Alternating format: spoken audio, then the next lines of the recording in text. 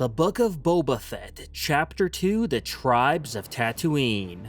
Oh boy, talk about a very unique episode. There's no doubt quite a bit to talk about here, and I'll get right into it, starting with the positives first. For starters, this episode is, again, quite unique from all of the live-action Star Wars media that we've seen to date. Sure, it feels very much like Star Wars and all of that jazz, but the way it tells its very own story from start to finish, especially with how it goes about doing that with some fantastic cinematography work, is certainly something we've yet to have seen done before. Now, while we only get a small part of this episode that's in present time, a good chunk of it is instead focused on showing us Boba's time spent with the Tusken Raiders. Basically how he's since learned to communicate with them, train with them, live amongst them, and essentially become one of them himself. At this point, I think it's safe to say that he almost views them as family too. Or at the very least, the closest thing he's ever had to a family in a long time.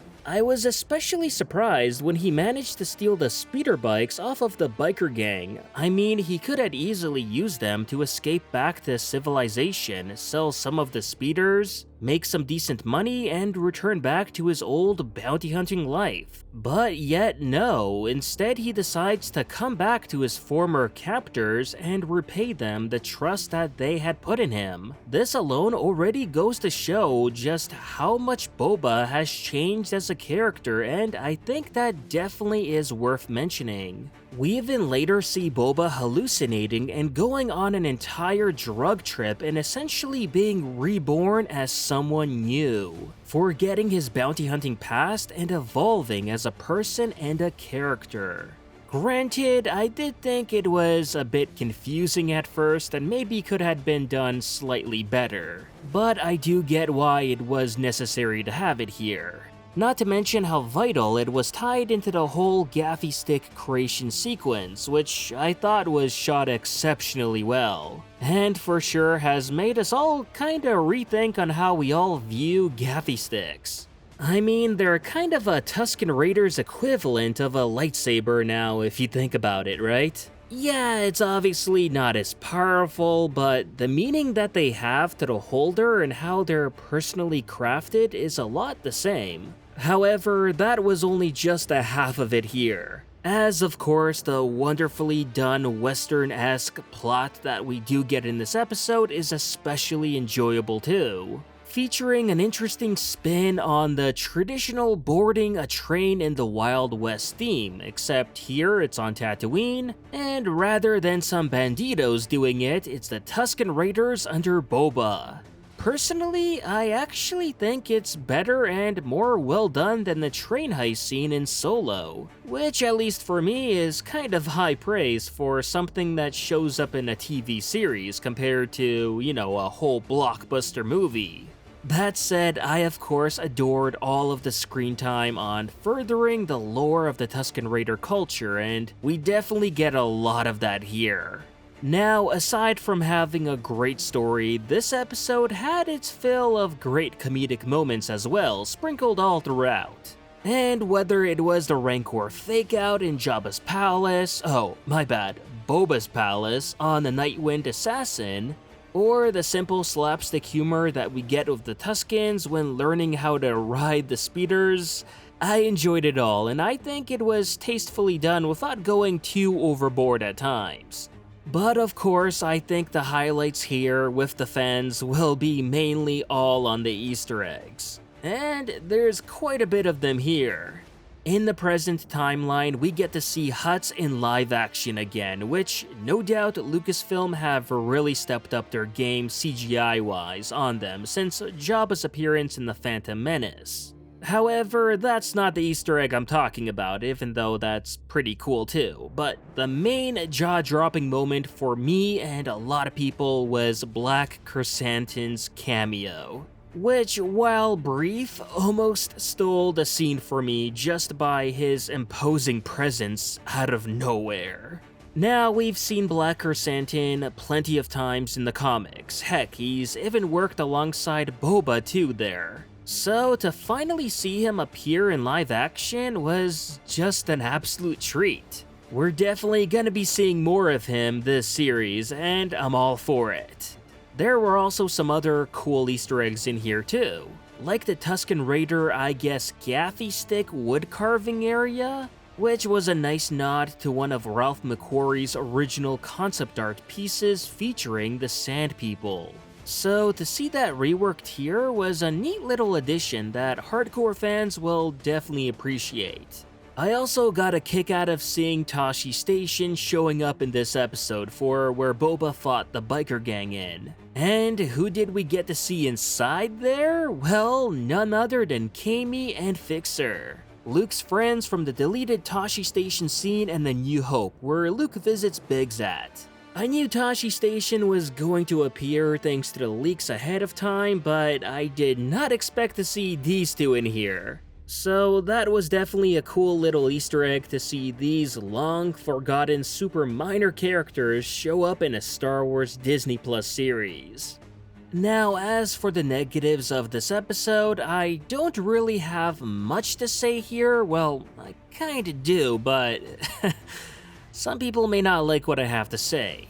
I mean, sure, I can probably see how some folks may not like how much time is spent in the flashback rather than in the present time, but like I said in the previous video, it's better that they get all of that past story out of their system now in the early episodes than, say, keep dragging them along throughout the entire series, with, say, flashbacks interrupting the good moments in the present timeline, which none of us want that.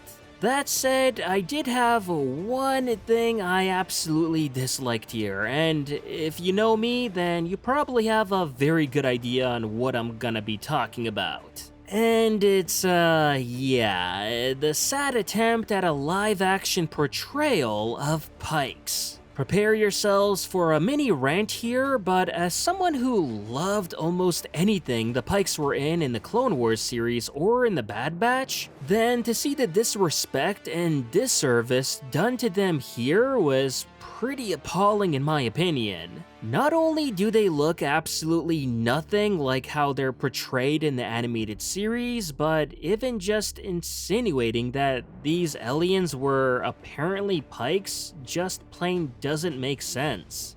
And sure, I get how some people may say, "Oh, stop nitpicking, they look absolutely amazing. Don't you know how the animated shows were stylized and transferring them into live action would be impossible?" Yeah, I heard it all before when I complained about Ahsoka's live action appearance in Mando. And I could somewhat understand there, but here? Yeah, sorry, it makes no sense to me here. Aside from the obvious difference of the heads looking drastically different, where in the animated series the Pikes had very large and long heads with tiny faces, I guess I could chalk that up to being part of the animation style and all of that.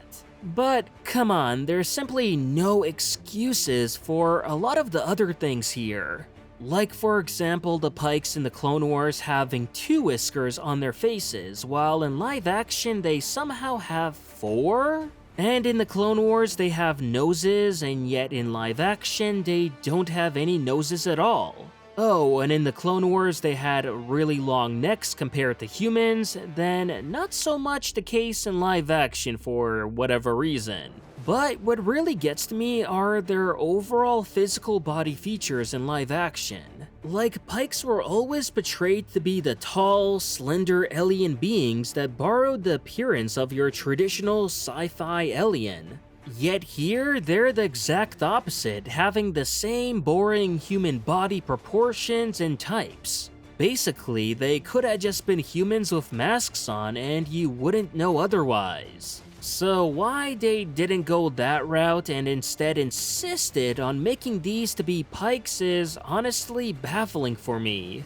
Plain and simple, Lucasfilm got lazy here, so much that they even forgot Pikes are only supposed to have 3 long fingers on their hands. Yet in live action, they somehow have normal human hands with 5 fingers. I mean, come on. Either do it right or don't do it at all, it's not that hard. If they can give Rodanes their unique looking alien long fingers in live action, why not do the same with Pikes? Like heck, they even retain the look in the comics too, which is actually supposed to have less of the stylized animated stuff and make the characters look closer to how they do in, say, live action. And as we can see there, the Pikes look exactly as they should. But in live action, they look like a completely different alien race. I mean, there's no way getting around that. Aside from all of this too, the live action Pikes also remind me generally more of some sort of fish people, rather than again the distinct alien look that they seem to have in the Clone Wars. There they look menacing and actually very alien-like, while in live action they're just fishy, they look like fish. All in all, this was by far the most and only disappointing thing of the episode for me, if you couldn't tell. Overall, I really enjoyed this episode for the most part. There was definitely more to like here than dislike, especially with the much more longer runtime that we got here. And with the unique story that's told with Boba and the Tusken Raiders, I think most Star Wars fans who love the extended lore and general world building should get a kick out of this episode. I also think that thanks to this episode, we now got a pretty good idea in terms of the differences between this and The Mandalorian, in that Mando was more of an adventure of the week kind of thing. Every week there would be a new story, new characters, usually a new world that would have to be dealt with. And sure, there was an overall arc and story to the season and all, but each episode was very distinct. And you could for the most part miss some episodes and still not be that much out of the loop. Meanwhile, here, the Book of Boba Fett feels like one long story that's told with each new episode. Which is great, especially for those that weren't crazy about the random factor in the Mando. Yeah, it's a slower burn than Mando, that's for sure. But at the same time, I think the payoff could potentially be very much well worth the wait. And that was my take on this episode of the Book of Boba Fett.